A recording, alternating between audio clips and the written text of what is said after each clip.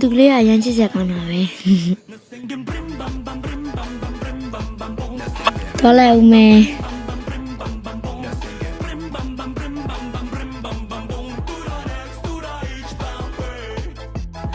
ဒီကညမလေးနာမည်ဘယ်လိုခေါ်ရလဲအဲလေးလက်ခေါ်ပါလေရှင်နာမည်လေးချစ်စရာလေးနားလူနဲ့ရန်လိုက်တယ်အကိုနဲ့တွေ့ကားရအောင်လေရှင်တကယ်ပြောတာရင်အရန်ကြော်ပါပဲကြေးတမန်နော်ကပ်မယ်လေ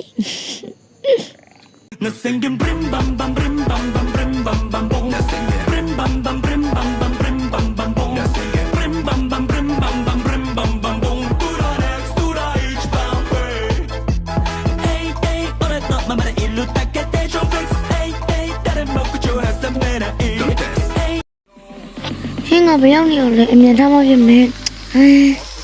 ငါဖေးသူနော်ငါကြိုက်တဲ့မှာပဲမြင်တော့မှဖြစ်မယ်အဖေရေမရိုက်ပါနဲ့သမီးကိုနော်စတောင်းမဖျားသမီးဘာဖြစ်လို့နောက်ကျနေရလဲဟမ်အဲ့ဒါလေသမီးဘာလာမျိုးเนี่ยငါနေကိစ္စအကုန်လုံးသိပြီးသွားပြီလားနင်ခုတဲ့ချိန်ကအိမ်ဘောကနေဆင်းသွားလိုက်တော့ကြားလားအဖေဘလို့သမီးအဲ့လိုပြောရလဲအဖေငါနဲ့တွားလိုက်တော့လို့ပြောနေရနော်တွားလို့ပြောနေနော်ဟဲ့သမီးမောင်လေးနဲ့မွေးရတာဟဲ့ဝန်တန်စရာကြီးဒါမှမဟုတ်ဒီလိုလို့မရဘူးတယောက်ကိုဟိုပေးမရမယ်ဒီလိုမျိုးဆောင်ကပတ်စံလည်းမရှိဘဲနဲ့အိမ်ဘွားနဲ့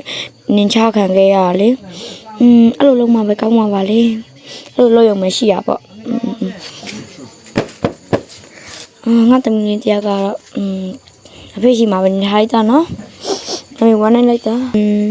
ဘလူပါလဲဒီချိန်ကြီးတော့ကြည့်လိုက်ပါဦးငါဒီဗီဒီယိုကောင်းနေလို့ဟင်ကလေးကြောက်ပါလားဒါ Elias တမီးထင်တယ်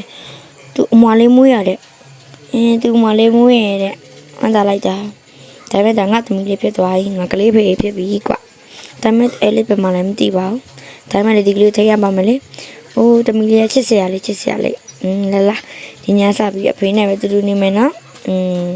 တမီးရရင်ချစ်စရာကောင်းနေ